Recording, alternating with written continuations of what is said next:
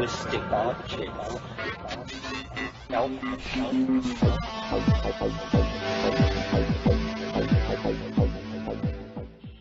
Greetings from Cyberdelic Space. This is Lorenzo, and I'm your host here in the Psychedelic Salon.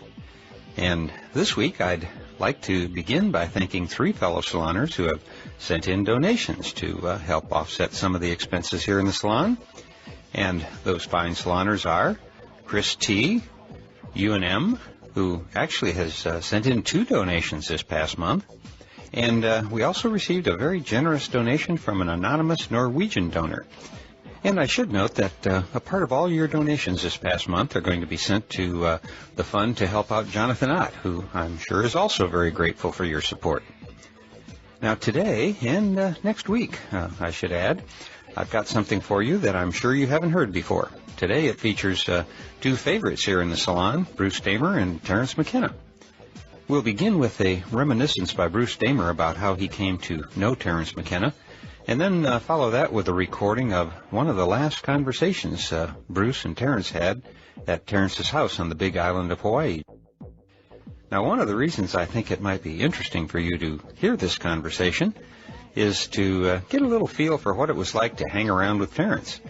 Now, while you might think that he maybe did most of the talking, you'll find that the opposite is true. And much like Aldous Huxley, Terence did a lot of questioning and listening. It wasn't only from books that those guys acquired their particular views of the world, just like you and I guess, huh? So let's begin now with Bruce Damer telling the story of how he came to know Terence McKenna. I knew Terence McKenna personally for a scant 3 years before his death in 2000. I was introduced to Terence by John Wentworth, who at the time worked deep in the bowels of a Silicon Valley corporate new media laboratory, which was surrounded by huge projection screens. One day, John spirited me into the lab, where I beheld the surreal scene in which a 3D disembodied head seemed to be hanging in space, mouthing away in a tinny but strangely entrancing voice. Surrounding this apparition was a virtual room full of avid avatar listeners. John explained that he was playing a recording of one Mr. McKenna through his disembodied avatar to the other heads present. It was an auspicious first encounter with Mr. McKenna. In the late summer of 1997, Terence and I finally made direct personal connection through email. We hit it off and conspired to make a tantalizing exchange. At the time, I was very engaged in the birth of virtual worlds housing the aforementioned avatars, graphical depictions clothing real internet users. It was an exciting new frontier that took over from the earlier virtual reality, which had consisted of mostly single-user head-mounted display experiences in shaky polygonal worlds. Terence had been very attracted to VR in the early 1990s, and was keen to actually experience firsthand how its successor, internet-based virtual worlds, could relate to his internal worlds of the elevated mind. In exchange for guiding him into this new cyberspace, Terence was to introduce me to his worlds of the accentuated mind. As it turned out, Terence's ulterior motive in exploring these worlds was to kick the tires on them as a potential new medium for him to reach distant audiences. As Terence remarked to me at the time, I get on jumbo jets to fly to speak to audiences of 40 people. He felt that there had to be a better way. In November of 1998, just after I had bought the farm, Ancient Oaks Farm, that is, here in the redwood forests of the Santa Cruz Mountains next to Silicon Valley, Terence, his son Finn, and longtime trialoguer Ralph Abraham arrived for a personal introduction to the virtual world's medium. I sat them down, with Terence centered in front of a large monitor set on a round glass table in our fabric-bedecked center room. I started Terence's journey in Traveler, the aforementioned big talking heads world. I knew that Terence would relate to this world because He could use a microphone to speak directly into it with his oh-so-distinctive voice. He got a serious kick out of the other geometrically headed users talking right back. After a while in this space, I knew Terence had caught my drift, so we journeyed on for a time into the huge user-built landscapes of active worlds and other 3D and 2D spaces. I must have sold Terence on the whole experience because he talked to Finn about buying and bringing a Windows box to the house in Hawaii where we would reconvene for some serious experimentation. Terence's Mac couldn't run virtual worlds. I hope Ralph found the experience interesting as well because I knew that he was into 3D representations at his VizMath Institute down in Santa Cruz. Finn seemed very into it. After leaving the farm, Terence was off to other ports, including extraordinary, and to my mind, his peak, performances overtoning with the band Lost at Last, and then swiftly on to the annual Ethnobotany Conference in Palenque, Mexico. We agreed to reconvene in Hawaii after that. A dream was about to be realized as me and my friend Jim Essex, a long-time Terenceophile, arrived in South Kona in late February of 1999. The road up to Terence's place on the Hui, which is a kind of shared multiple occupancy land space found only in Hawaii, was so hellacious that we had to park the rental car on the highway and be driven by 4x4 over boulders past dripping vine-entwined rainforest to Terence's house.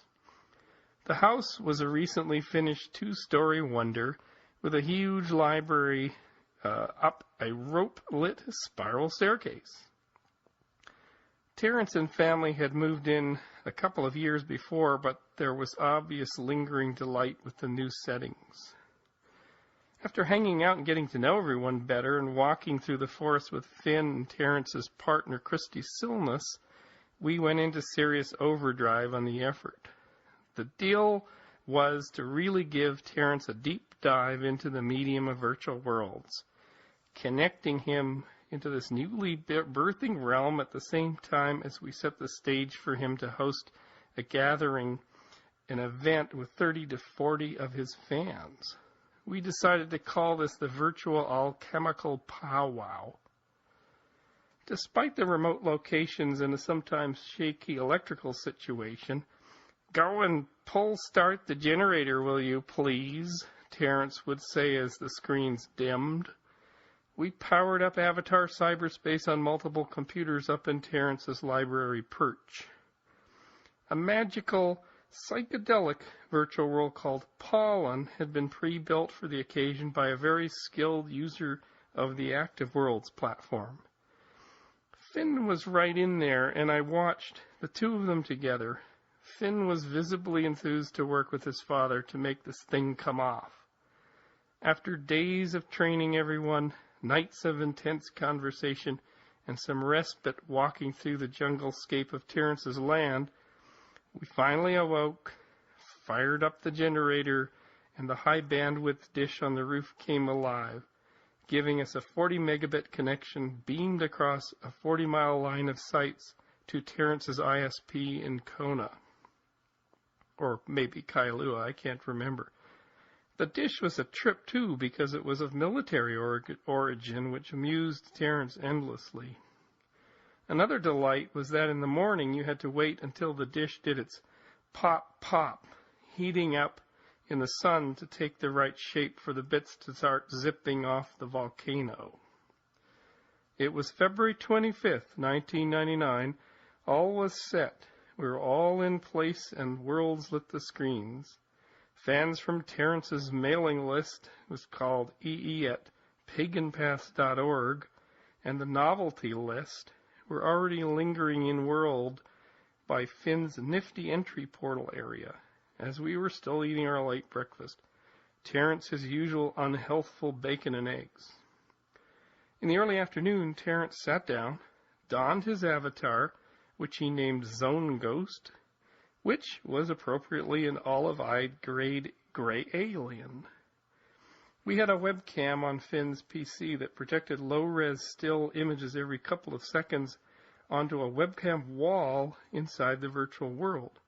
So the attendees could see Terence's avatar, read his chat, and catch freeze frames of his face. It was a compelling bit of presence despite the crudity of the tech. At fun points throughout the afternoon, we all joined Terence on camera, waving to the assembled multitude. After quite a bit of initial milling around of avatars and positioning of our little away team, Terence has started to engage the group with his brand of hunt and peck typing. There was no way that we could try the voice interface with the dish's network latency. It was amazing to me how authors can write whole books this way, but I guess it gives the brain a bit more time to think in between keystrokes. The central activity of the event was to guide groups of avatar users so they could flow in and out of the portals in the gateway world that Finn and I had put together. This was called the Terence test world, sort of in a sense like the acid test. The main attraction was a portal to the entheogenic garden world named Pollen. It was an impressive achievement for the late 1990s, complete with shimmering, multifaceted landscapes and truly odd avatars, such as something that looked like a Volkswagen Beetle on DMT. As users entered Pollen, they donned one of the avatars available in the Pollen reality. Christie was also a skillful player in this drama, and the whole shebang was captured on video by a hovering James Essex. This whole escapade was called the Virtual Alchemical Powwow and is described on the web at www.damer.com. You can find a few photos grabbed from the video for your interest. Everyone present, both physically in South Kona and virtually, felt that the trip that day was a big success. Let us now leave the Virtual Alchemical Powwow with an excerpt of chat wherein Terence, as Zone Ghost, was commenting about the experience, and I, as Digi Gardener, was bopping it back to him. Zone Ghost: yes, my faith is that we can use these kind of technologies to eventually share with each other the contents of our heads, our dreams and visions. Zone Ghost: so listen, we're going to try to take a trip together into Pollen. Problem is, we don't know the capacity of the world, so... DigiGardener: welcome to the trip. Zone Ghost: I'm now in Pollen.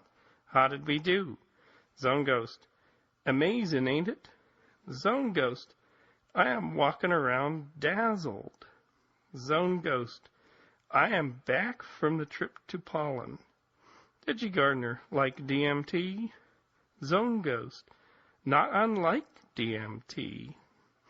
Zone Ghost: here is Bruce D. on the screen. Zone Ghost: special thanks to Bruce for making this party possible. Zone Ghost: the Alchemical Conference in September is going to be a gathering of the community of psychedelic arts who are out of the closet. We hope to have the conference in Hawaii or Mexico with a big virtual annex right where you are standing. Zone Ghost: let me thank everyone for coming to our event. At one point we had nearly 40 folk in the world, thanks to Bruce, my son Finn, to Jim Essex, and Christy Silness, my companion. We want to spend more time with all of you in virtual space. Zone Ghost: and until we meet again, this is Ratty Dog Terence McKenna saying happy trails. Later, Terence fan Kathy Levitt contributed the following recollection in her trip report. The simultaneous conversations were hilarious, witty, and urbane, kind of like a psychedelic Dadaist group mind meld. Wow, it felt like a historic moment to me, the way that the first transcontinental phone call must have felt. This medium has vast possibilities for connecting minds. Just as with this list, there's a sense of emotional connection within the discovery and exploration of a new medium. There's a shared dimension beyond the worlds and pixels on the screen. Saying goodbye in deep dialogue after 2 hours, fans keep arriving from this mailing list well into the night. I think we'll be seeing more of this. During those wonderful days and nights, Terence and I and everyone sat around on mats on the floor of the library upstairs and spoke of all things. Life in the universe, space travel, my newest bailiwick as I just started working with NASA at that time, the fantasy of the singularity, the big volcano we were sitting on, and much, much more. We also delved into Terence's bailiwick, talking of trip spaces, their inhabitants, and how they related to the new low-resolution avatar-inhabited worlds of the very late 20th century. With a wink, I asked him pointed questions about his 2012 prognostications, as both of us were scholars to a sort, and to a large extent skeptics. Terence's answers were revealing in the light of today's 2012 mania and worth retelling here. As far as I can recall from that day over a decade ago, Terence made the remark that people shouldn't take this all literally. It's just a metaphor. We had talked earlier about Y2K, and I had said that in my nerd judgment it was an overblown fakery that some people were pulling in piles of profit from. I sensed that Terence was worried that his date for techno-bio-infinite novelty curve blower would be turned into some kind of new age Y2K. Little did he know. I am certain that if he had lived, he would be railing against the current crop of 2012 opportunists as intensely as he had bit into the UFO believers for more than a decade. Remember, unannounced visits by pro bono proctologists from other star systems. Terence was cognizant that his own byline, "They have to be subject to the same rules of evidence as everyone else," also applied to himself. Recently, Terence's brother Dennis has come out publicly questioning his own brother's common sense in tying the I Ching to concepts of a historical time wave, all wrapped up with questionably qualified mathematics.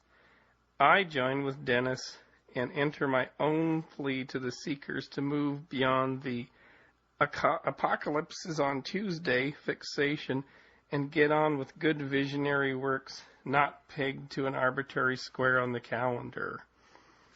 At the end of that conversation with Terence back in 1999, I still felt a hope lingering within him that he would be around to experience what, through all of his conflicted skepticism, he still clung to: the ultimate trip.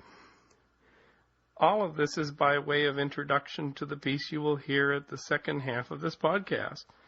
In it, I gave Terence a pretty major dump of goods off the shelf of my own novelty general store.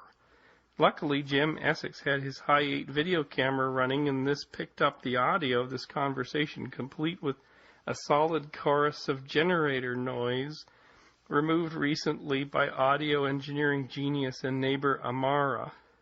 Jim also shot a video of much of our preparations for the virtual world experience I just described. Terence and I concluded this good work by planning to do a joint workshop at Esalen in the spring of 2000. Little of any of us know that Terence was only weeks away from a personal volcanic eruption of epic proportions, with the arrival of his first major seizure that indicated the large living tumor growing in his brain. Upon our arrival in Hawaii, Jim Essex and I had both felt that Terence looked pale and unwell over our previous encounters, and he himself admitted to us that he was having dreams that even he couldn't explain. After Terence's diagnosis and prognosis, the Alchemical Arts event, which had been planned for September of 1999, still went ahead and in fact became the goodbye event for Terence. It was an exquisite event in a resort hotel scheduled for demolition, so our group was possibly the last to inhabit the place. Constance Demby arrived with her hammered dulcimer and played the whale sail. Alex Gray gave us a personal triptych of his becoming an artist. Tom Robbins revealed how his offbeat writing style came to be, and many others shared how Terence and his worlds irrevocably changed the creative course of their careers. True to our earlier commitment, my team ran a virtual version of the conference, with the main focus being a walkable art gallery that was projected on screen for all to see and interact with users around the world. I recall a poignant moment when all of us there were invited to get prone on the floor with Terence in the middle. We were free to project healing energy, conjure visions, or do anything we wished vis-a-vis Terence. As I have a kind of hypercharged 3D imagination, hence my profession in virtual worlds, my brain immediately popped into gear and started rendering a vivid scene behind my closed eyes. Overhead from a crystal blue sky, an ovoid form was descending, and as it came closer, a whir, whir, whir sound became audible, and I noticed with some glee that it was a bejeweled Fabergé egg, complete with unseen driver and plush red seating in the rear. It whirred to a stop next to a vision of the lone, prone Terence. His ghostly, lanky form then became upright, and he stepped deftly into the eggmobile, and the unseen pilot shifted some gears, and up went the vehicle till it was not even a dot. Later I shared this vision with Terence, and his immediate retort was, "Ah, the getaway car." Those were pretty much my last spoken words with Terence. In the days leading up to Terence's passing on April 3rd, 2000, we held vigils at the farm to tie into support for him where he was being tended to by family up in Occidental California. Years after that, I sat bolt upright in bed saying, "Terence, you left too soon. I'm bringing you back." I therefore took on the task of working with Lorenzo Haggerty of digitizing as much of Terence's voice and thoughts as possible from cassette tapes. Thanks to Ralph Abraham, we were loaned the complete set of Trialogues tapes, which were digitized by myself and Lorenzo in one furious weekend. Lorenzo has launched his Psychedelic Salon podcast from the Palenque lecture series that were being held at Burning Man and called Palenque Norte. So this material stoked that channel. One day in February 2007, Terence's entire physical library, notes, papers, photos, butterflies, and everything else from that glorious room upstairs in the house in Hawaii went up in smoke as the Essel Institute's offices in Monterey burnt to the ground. So from that point, I realized that, in fact, Terence would only now exist in cyberspace. Apart from his published books, the only thing left would be his voice, digitized and wending its way around the ether. Today, through the good works of Lorenzo and many others, it is quite likely that those familiar with Terence's thought vastly outnumber his fandom at the end of the last century. Let's now take on the question of this singularity of the 2012 that came into Terence's mind sometime in the 70s or 80s, and his idea of increasing novelty, going to some kind of infinity point, and his idea that somehow technology will create some kind of intelligence and singularity in a short period of time. Well, my take on all of this, both from the conversations with Terence and my own experience in technology over the last 20, 25 years, is that, in fact, what was really going on was that Terence's own life was accelerating. And, in fact, if you look at recordings of Terence in the Maritime Hall doing overtoning and the poetry and the riffs and the raps with the band Lost at Last in December of 1998, you could see that he was peaking, that all of the novelty of his ideas, the fact that he was now becoming a performer, not just a speaker, the acceleration of his life, the house in Hawaii, the trips, the success of the books, multimedia projects, everything, his life was in this incredible acceleration. So perhaps Terence, it was Terence's idea that, hey, if I was around to 2012 and my life kept accelerating like this, I don't know how this could even be possible. So in some sense, it was Terence's personal eschaton, his personal 2012. And sadly, the acceleration perhaps of his thought and the pulling together of this crazy ideas at an accelerating pace might have had something to do with the tumor that was growing inside of him. And perhaps that tumor was his singularity. Who's to say? It's just an idea. But perhaps what it might teach us is that we shouldn't sit here and worry about a single date that will affect every human being.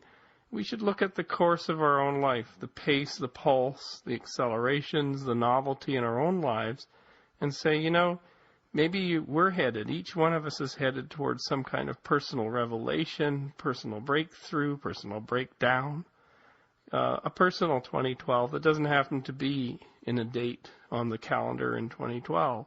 It's all about the personal eschaton, the personal singularity. So that's just a thought for everybody as a little bit of an intermission in this little broadcast. So why this obsession with a truly odd, bearded, elven Irishman of Coloradan origins? Is it his thought, his Copernican journeys into the mind, his mesmerizing performative voice, or just simply his special and precious weirdness?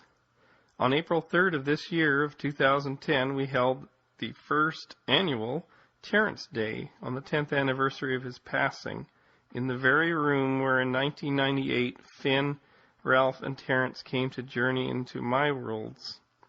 I do miss him and wished I'd had the chance to have another decade of exploration with him on all subjects and spaces. Today I say to Terence, you did leave too darn soon. But you found your personal eschaton, and well you should now enjoy the many luxuries tended to by machine elves in their glimmering, invisible resortscape. So let me now wrap this all up and let you listen to that conversation back in February of 1999. One final thought, though. The essence of Terence's dream, his ultimate trip, seem to be embodied by the ultimate merger of humans, their technological creations, and the sublime constructions of visible language. The cyberspace is rendered in computers, and trip space is conjured out of the human brain. Those February days of delightful exploration, clothed in our avatars while corporeally inhabiting a pole house on the side of the world's largest volcano, possibly represented Terence's closest approach to this dream. But who's to say what Terence experienced at the moment of his passing on April 3rd, 2000? After his last words, it's all about love, and keep breathing, people, keep breathing. What kind of trip did Terence then embark upon? Calling all little green men, calling all little green men, and the bejeweled Fabergé egg went whir, whir, whir, and took him deep through the crystal blue veil.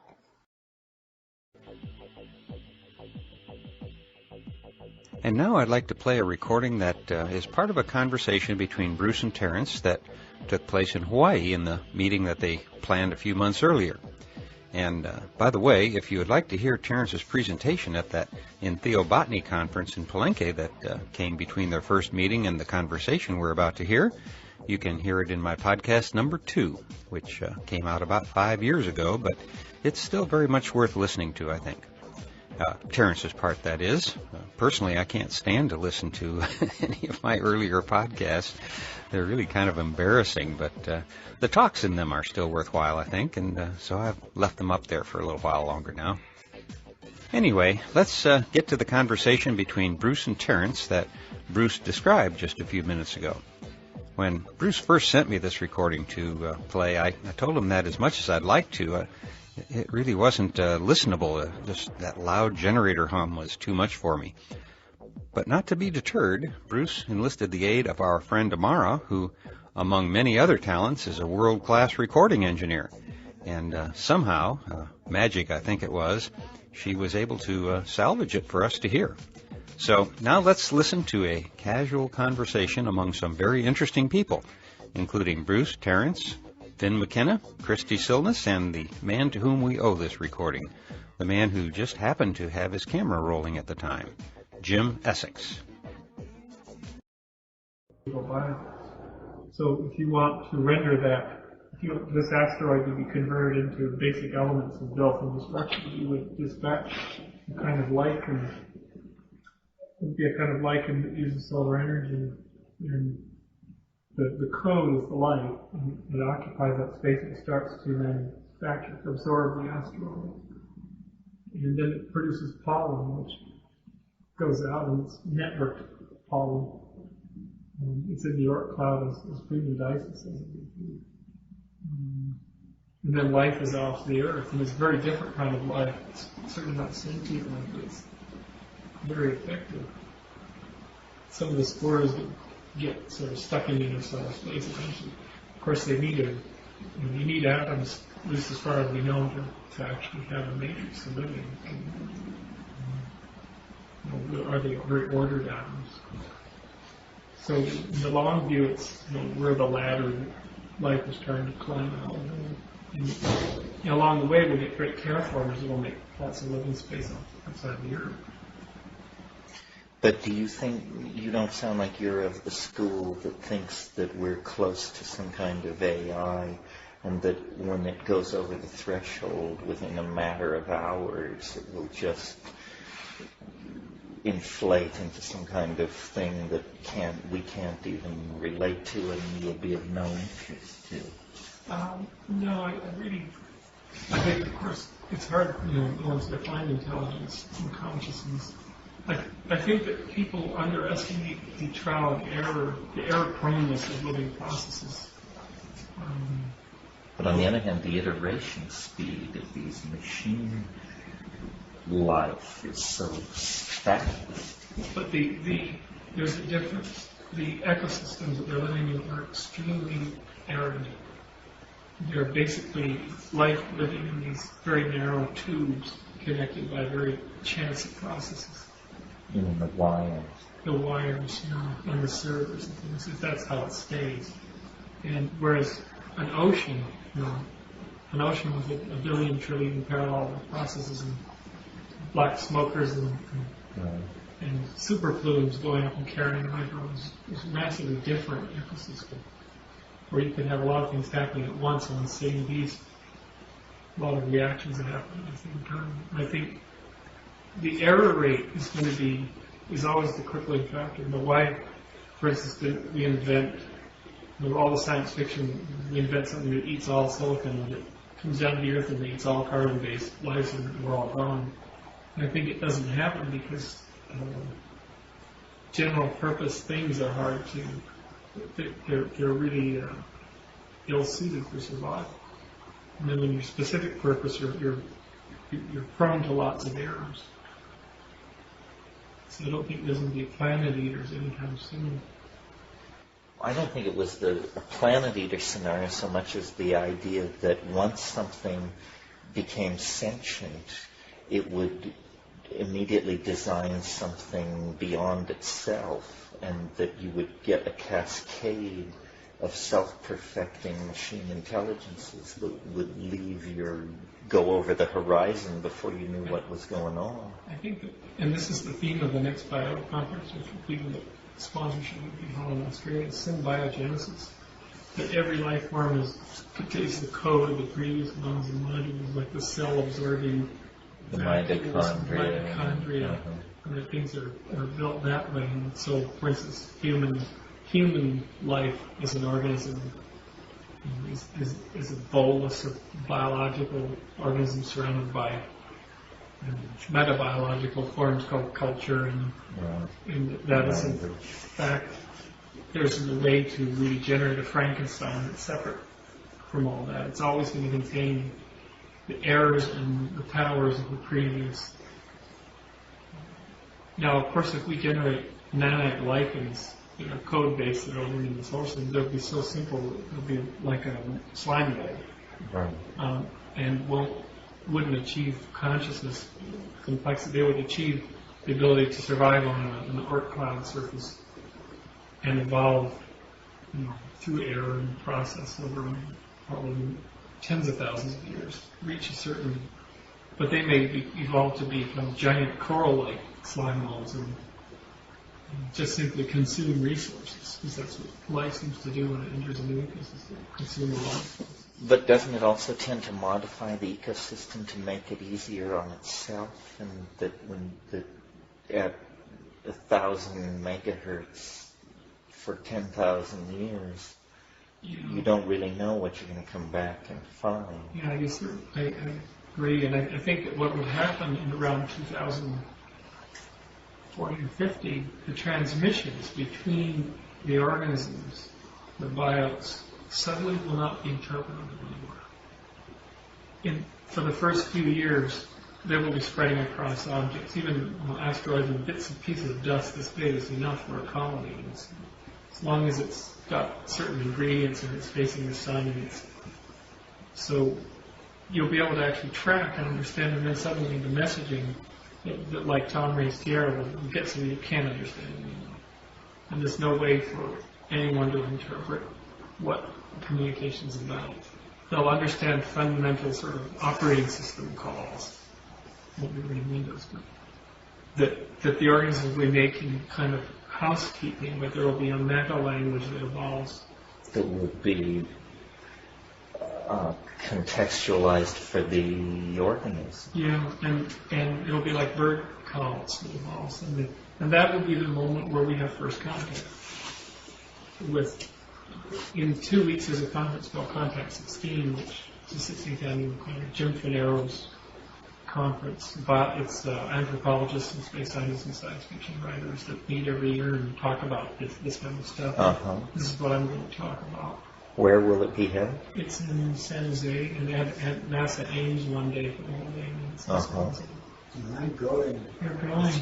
The three NASA guys came out, and I was so impressed. They went to the cleaning operation, right? And he was over our neighbors, right? He lives behind steel gates. And this guy is like one of those busy generating money for people. We've been meeting for 4 hours. We get a phone call. NASA, we're coming. We sent the email. We said we weren't coming, but we were coming. We're going to be there. And I said, well, we've got to have to ride my nose and get these steel gates and drag them back if they show up. But he came back before. Those guys were so clever. Our friend Dominic, he said, those guys have got their hip detectors out. Well, there's a lot of study going on of the genetics that controls birdsong and how it localizes and what's actually going on, and it begins to look like there's a pretty seamless process right straight through to complex language, that it's just a mutation of this signal-generating impulse. And this, I think, language will tell us the day when we have something not necessarily sentient, but something that is no longer fit of anything we can understand. And it will be from that point on an attempt to contact this mass, this bolus that will be in a ring around the solar system, and it will be tracked, and it will become the second Terran ecosystem. And they'll do work to support us.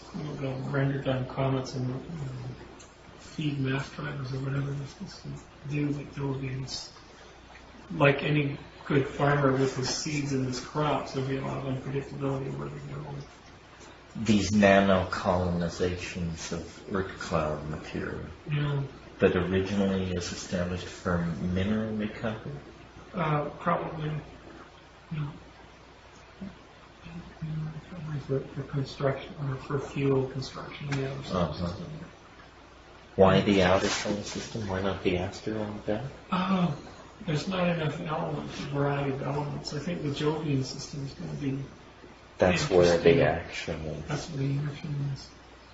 So many interesting satellites and so much incredible electrodynamics and magnetodynamics in that system. And if you want to do anything to Mars, you've got to drop a whole lot of water onto it. So. But they're obsessed with Mars for some reason. It's kind of, I think it's in this state. But NASA again, I think if you picked any planet that was reachable in reasonable budgets and spacecraft sizes, Mars is it. I mean, Venus is kind of a lost cause. No reason to go there. To map it, they mapped it to the radar map, and it was very good. Mercury is too strange and small. It's basically a moon. It has an atmosphere that forms in 20 seconds when the sun comes up. The atmosphere is 4 inches high, and it freezes on the other side, and it's a 4-hour day. So Mercury's not. But it is tidally locked to the sun, so you do have this interzone, right? Yeah, the sun's half the size of the sky. Right. But Mars has got enough stuff. It's got volcanoes and old oceans, I guess, and ice caps. And the next one out is Jupiter. It's too hard to get to. And a rope.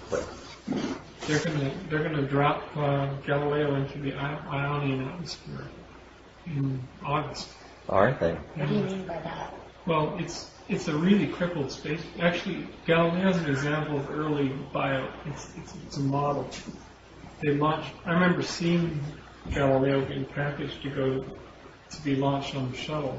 And this is the shuttle after Challenger, so it never shipped out with JPL. And I remember I went to JPL to see the spacecraft get crated up. And the high gain antenna, which was this great big mesh, and it was like a TV satellite dish. It's all folded up. And when they did launch it 3 years later, it never opened. So instead of huge bit stream and bandwidth and all kinds of power, they had to work with some... The low gain antenna size of a pizza pie. Well, they had to slingshot around. Because the big one just didn't work? You're right. And they slingshot around. Well, the mistake was the following. It's really interesting. When the shuttle blew up, NASA was no longer permitted to carry liquid-fueled upper stages in the cargo bay, which were considered too dangerous. They had to carry solid fuel. It's safer, but it packs very little punch. Well, it doesn't generate much thrust, about a third. So they had to design a new way to get to Jupiter, which they would go around Venus twice and steal some of the angular momentum of Venus by slingshotting around it, coming back again and getting faster. They're stealing from the planets. And then they passed the Earth twice. And on the way into the sun, the high gain antenna, which was still wrapped up, got heated and flexed and shrunk and flexed and shrunk. It was never designed to be going to the inner solar system. It was supposed to go straight out on the Express.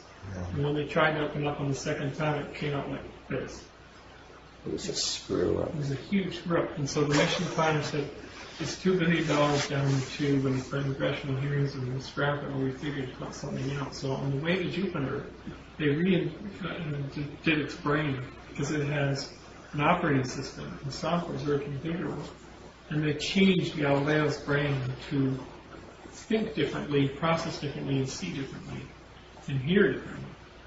And by the time it got to Jupiter, even with this tiny little pizza pie dish, it had a re-entry vehicle, this sort of saucer-like pod that would be dropped into the Jovian atmosphere. They'd never be able to do that in their lifetime. It's one life to lose that. And they got to the Jovian system, and by that time it had learned to see in these jail bar method. It would take strips out of the sky, and then the ground controllers would say, look, there's more rings going across. Or now take smaller strips and compress them as much as you can, and then send them, trickle them to us. And so they couldn't change the hardware, but they could change the software. And Galileo was sort of a very early 20th century metaphor of the visual buyout, moving out, being transmitted massless, more of all, into a receiver. It was smarter when it got there Smarter than when when it it got left. there when it left. Yeah. So So, then it all made it? yeah, it's been in orbit for 2.5 years. And But they had to stream these pictures back instead of in real time. It takes months for the data to come back. it's like $600. No, it's on 8 bits a minute. It's something crazy. Yeah. But they've done fantastic science. They dropped the probe. They ran the recorder and they recorded. The probe went down to the Jovian atmosphere, down to level 9, like that, and collapsed because of the pressure. It was on chutes. And now they're going to do a close approach. It's only 4 times higher than the highest volcanic plume above Io, because Io has sulfur volcanoes. And they're going to do only 4 times. They're going to graze the top of the volcanic plume, and it may not survive. But they're going to try to do as much as they can and get the best. And it may just sort of burn it, destroy it. But it's like journey from being let go to being burned is all taped, and that comes back. Yes, Yeah, Right. bit by bit. And it's been in orbit, and the Jovian system is like its own solar system. It's been in orbit for 3 years, 3.5 years. Just sweeping by different moons. But what you really need up there is several tons of state-of-the-art imaging equipment and all kinds of fancy steering engines. And what an interesting system. Yeah. This mission to Saturn is pretty ambitious. Cassini, Cassini's the last big heavy mission, 6 tons of the spacecraft weighs. And it's going to drop a thing into the atmosphere of Titan that will land on the surface. And Titan is a Saturn moon? Titan has the only moon with an atmosphere. there may be methane, hydrocarbon oceans on Titan. With house-sized tar blocks in the greatest surfing in the solar system. 600-foot On waves. tar? On water? It's like Solaris Titan. It's a really strange world. Yeah, it's an oddball. And yet, and the funny thing, all of it, our moon, we're an oddball. Our moon is way out of proportion. It's way too big. That's why they think now that our moon is here because of a massive collision. There's no way the Earth could have captured something the size of the moon, so it had to have been a very bad hair day. A Mars-sized object crashed into the And it Earth, melted. Melted. All the Three. ejecta. stuff up into orbit, And then it condensed into this kind of system. And where we're going, and hopefully in condensed to our moon. Yeah. the biotic group goes back through time. We go to fossil sites. We went to the Cambrian fossils of the Persian shell, which were the first weird creatures that had body parts.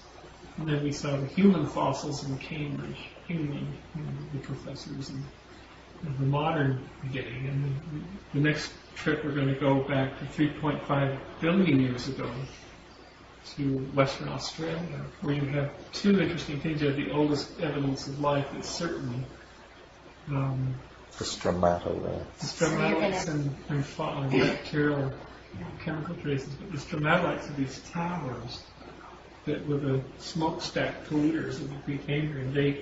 They're colonial forms with mushy tops that have blue-green algae on top. Because if you went back to the Earth then, you'd have to wear a spacesuit because there's no oxygen. And so these things lived around all the continental margins of these towers, and they pumped oxygen out of the atmosphere. It was very poisonous, very toxic substance.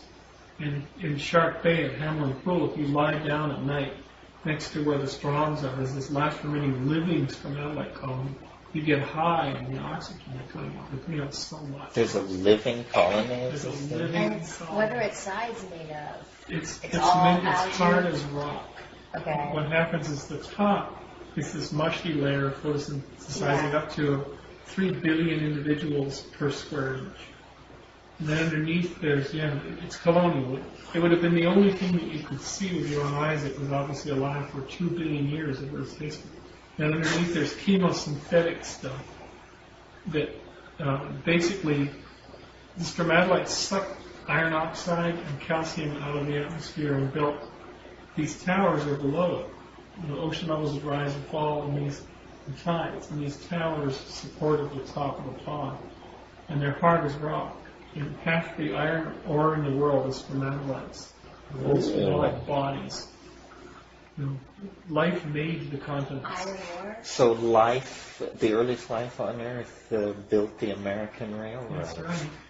That's right. That was a biological process. It was not The accretion of iron. iron and not oxidized iron. Uh-huh. So what happened is the stromatolites pumped and pumped and pumped. Elbow mats is what they're called, but these are mats on a stick. And they pumped and pumped and pumped, and then at 1.8 billion years ago, this sudden fantastic thing happened, the oxygen holocaust, where the oxygen levels just climbed into the stratosphere and poisoned out. Well, Earth's been through many mass extinctions, but this one was a real horrific one because any single cell organism that could not handle incoming high densities of O2, which is very poisonous, basically ripped the cells apart. And so there was this mass extinction, and there were a few cells that had absorbed these things called mitochondria that could absorb the oxygen and turned it into an energy factory. 1 in trillions of cells. Yeah, But they then, all present life is traced back to the survivors of that challenge. When you go jogging or something, and suddenly your body runs out of oxygen, the cells, and your muscles switch back to the old system of metabolizing chemosynthetically. You get lactic acid and it makes you sore because you're going back to the ancient system before mitochondria to get energy quick, but at a price. And so stromatolites, there's this tiny pond they found that's very saline, and they're there. They're there, and they're 3 billion years old. 3 billion years in the same place. Thank you. And we're going to go there and see. And this is first life. This is the first significant. Well, It's a colony. It's the and first not really colonial, necessarily okay. And stromatolites go back to 3.5 billion years, and the earliest evidence of life is 3.86 billion years, so they're very close to. And that the meteorite impacts stopped in about 3.9. So life actually popped up pretty quickly after the. Within 100 million years Yeah, after the cometary infall ceased. So water, and you didn't have the surface of the Earth getting all molten every once in a while because something hit it too hard. But we're going to thank the stromatolites for giving us oxygen and apologize for the fact that we're putting all the CO2 back. But plants like CO2. But yeah, and Earth of 2 billion years ago was really weird because chances are the oceans were brown because they were full of the continents had no plants to hold the land together. So the outwash was 8 times higher or more. Huge river systems, braided river systems pouring off the continents. Brown oceans. The Himalayas and the Rockies are mountains that will never appear again because there's never going to be that kind of deposition again. They're unique. They're creations of the fact that, well, they're full of life, and they're finding more and more now that life and water are the reason we have plate tectonics in the first place, and that we have mountain ranges. Why do life and water drive plate tectonics? They think that, well, there's several sort of interlocking factors. One is that water lubricates and allows this kind of continuous movement. Water also absorbed a lot of the crap that came through volcanism early in the Earth's history, maybe from comet impacts created the oceans, and that was a big sponge that damped up all this horrible, junky, toxic stuff coming out of the bottoms of the oceans. So it created a cleaner, not a clean, but a cleaner atmosphere, which in turn supported rain, which in turn supported all the outwash. And life sealed the continents in this hyper sea of roots coming in the ocean and sealed all that land in so that the outflow of the erosion hasn't been all what it used to be. So future generations of mountains will be quite different. But now, in the last 2 years, they've discovered this fantastic, they discovered these black smokers in the mid-'80s with huge hot water full of sulfates and stuff pouring out of the bottom of the ocean, and there's tons of life living around it, eating chemicals, not needing sunlight. Bacteria. Bacteria and tube worms and crabs and Tube worms up to 6 Oh feet yeah, long. and that's eating the pollution. It's eating the pollution, and they were always wondering if life evolved around one black smoker, they don't last as long. They kind of go out after a while. How did it get all across the planet? Because all the black smokers have about the same kind of life, and they found these things called super plumes, which are underwater Mount St. Helens that happen in water. So think of Mount St. Helens as a massive ash thing. Well, it happens under the ocean too. You get this blowout that happens of hot water. It's the same as a pyroclitic ash explosion. It comes out into up to 12 to 15 miles across, boluses of hot water that's very hot. And they come blowing off as a mushroom cloud off the bottom of the ocean, and then they get caught by waves, by currents, and carried for hundreds of miles, or over 1,000 miles. And they're full of life forms and that have been carried up in this express bus system. And then they're raining back down On other plumes. on plumes. So this kind of super plume system may have been the engine that created and sort of transported life around constantly. So volcanism, underwater volcanism, are roots. That's why we like jacuzzis. Volcanoes. Underwater volcanoes. Underwater volcanoes. Yeah, the world's largest underwater volcano is about 22 miles that way. Yeah. And the world's largest earthquake in 1998, 7, was an 8.1 earthquake on that mountain. When they went down with bathyscaphic stuff afterwards, they said that the entire area had been totally rearranged, but they couldn't recognize it. It's only 2,000 feet below the surface there, having risen 12,000 feet. The ocean is 16,000 or 14,000 feet deep there.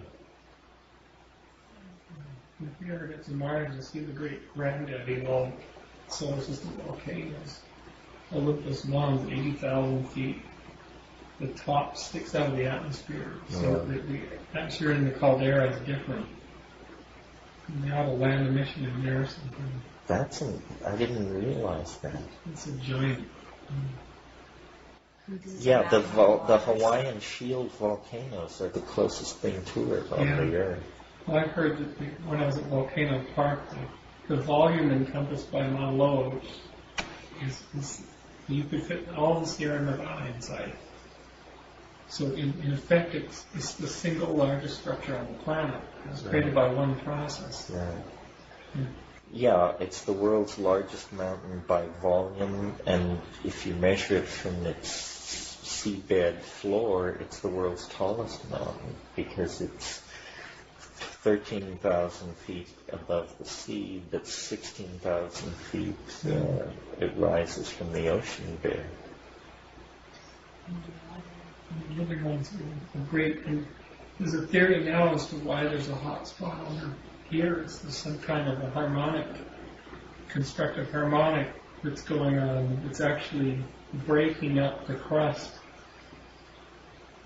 And there may be one on the other side. At the exact antipodes of Hawaii? Yeah, it may be lower. That's why And so, what did it tell you inside? creating sort of the greatest products that their imaginations can generate. And how is it to help ourselves, or is it to? I think it's kind of a semi-conscious push for the drive that human beings have had to build and to make things, make life, and create. We're creating tool-making things. Perhaps they don't know why, but they'll make it. to make the next phase. Mm-hmm. Pay attention to the 10-year-olds. Yeah. I'm telling Dave, the maker of the world, that you were impressed. Yeah, we were greatly impressed. Thank him very much, and tell him that we'll have a go at it. Good night. I hope to see him in the next while. Gosh, I saw a digital camera in Mexico where the guy could just flip a switch and he could shoot a 90-second JPEG or MPEG movie. Wow. It was incredible. It's getting, and you can edit it. And he only paid like $500 for this camera, which is what I paid for mine a few years ago, and it doesn't do shit. The way it is with this stuff, and the speed of computers now, you can't really run full horizontal video, so you just got to do segments, right? Right. But if you point those segments, the dialogue can be patched in, and then you get different angles and stuff like that. It's a church And it's service. interesting, that's what's cool. Church service. Church service going on in the homes and people wanting to come. Virtual Christianity. Virtual religiosity. Virtual religion. That new time religion.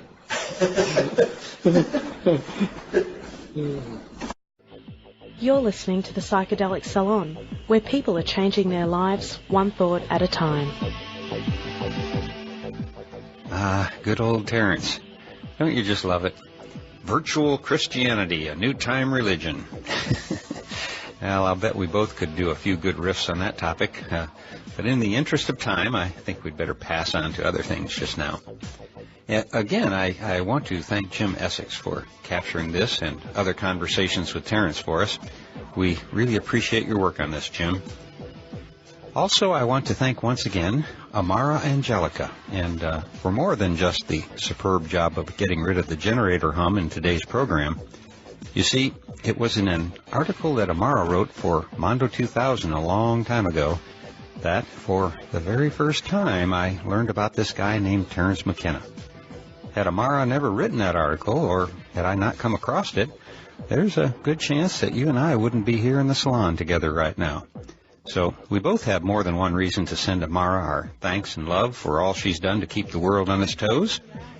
And I should also mention that she's also a close associate of Ray Kurzweil's, and so you've most likely been exposed to her work in other areas as well. And how can we ever thank Bruce Damer for all he's done and is continuing to do to preserve a record of some of the early psychedelic pioneers in the new psychedelic renaissance? And by the way, if you happen to live in or near London and would like to meet Bruce in person and exchange some ideas with him, you'll find him on the evening of July 13th, that's 2010 by the way, at the October Gallery at 24 Old Gloucester Street in London. His talk for the evening is titled Terence McKenna's Elves, Eckhart Tolle's Egos, and Bruce Damer's Avatars, New Tools to Forge or Forego a New Earth. And here's a summary of how Bruce plans on pulling these seemingly diverse topics together. On this, the 10th anniversary of the passing of Terence McKenna, we can now look back at his Copernican explorations of the mind with some hindsight and ask many questions. What were his voyages into deeper conscious states all about? Do the machine elves really exist? How do his warnings about the current state of humanity play out today? But perhaps the most powerful insight gleaned from McKenna's many journeys might be related to the more recent work of Eckhart Tolle and others on the ego. McKenna and Tolle both describe mind states in which the ego may be sensed briefly as a separate entity from oneself, providing momentary release and the sense of exquisite presence of the unencumbered self. For Tolle, the recognition that the ego is an inner actor with an agenda is the key to the transformation of the individual and of planetary civilization. McKenna clearly describes the ego manifesting itself within elevated mental states, providing a possibly unique opportunity to understand and deal with it then and later in normal states of mind.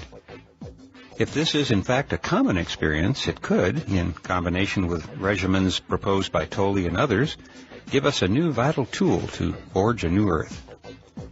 Damer will also bring into this mix the newly pressing issue of humanity's increasingly intense exposure to technology, especially digital screens, and how that may be affecting a planetary change in mind state.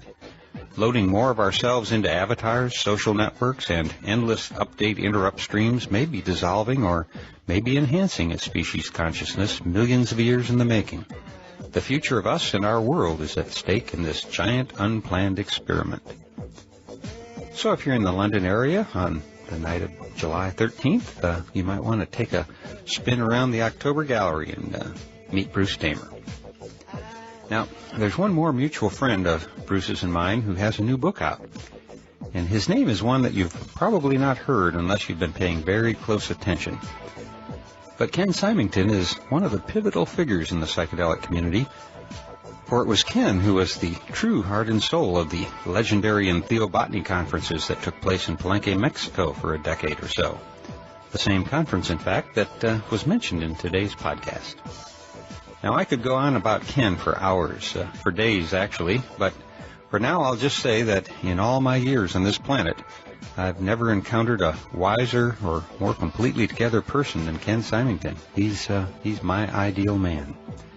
And for many years now, Ken's friends have been pressing him to write down some of the teaching tales that he has regaled us with over the years. But he wouldn't even let us record them, saying that we'd learn better if we had to completely focus on the parable while it was being told. Fortunately, though, Ken has relented and taken pen in hand and recorded some of these little gems. The name of the book is Hyponemata, Stories, Fables, Memories. Now, I may be mispronouncing the first word in that title, Hyponemata. It's spelled Hyponemata. But after trying to find a pronunciation guide in a half a dozen online dictionaries, I discovered that Ken not only used a word that's hard to pronounce, it's also not even in most of the big dictionaries, which is pure Ken, always making you dig a little bit for the answer. But as I'm sure you already knew, it simply means a book of notes and memories. Let me just read a few of the titles of some of the little pieces in this collection. One is Guided Tour Through the Deceptions, The Importance of Cats in Meditation, and one of my personal favorite Ken stories, How the World Became Sinful, better known as The Invention of Sin. And you can read these and dozens of other little fables in this great little book that is filled with treasures that you can use to entertain your friends for many years to come. And besides being available on Amazon, you can also get it directly from Ex Libris, the publisher. And by the way, in another week or so, the notes from the Psychedelic Salon blog will be operational once again. And I'll be posting show notes for the dozen or so podcasts I haven't documented yet, along with links to Ken's book and things like that. For those of you who have offered to help me with the site, again, thank you very much. And I should let you know that after a lot of deliberation, I decided to simply rebuild it and keep it strictly for podcast show notes and save my other postings for the other blogs I keep.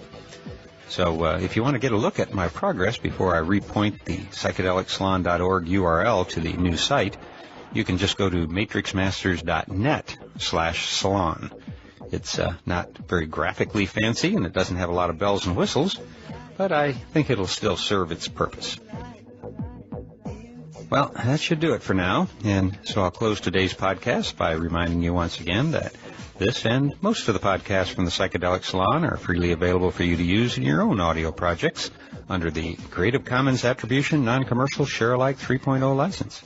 And if you have any questions about that, just click the Creative Commons link at the bottom of the Psychedelic Salon webpage, which you can find at psychedelicsalon.org.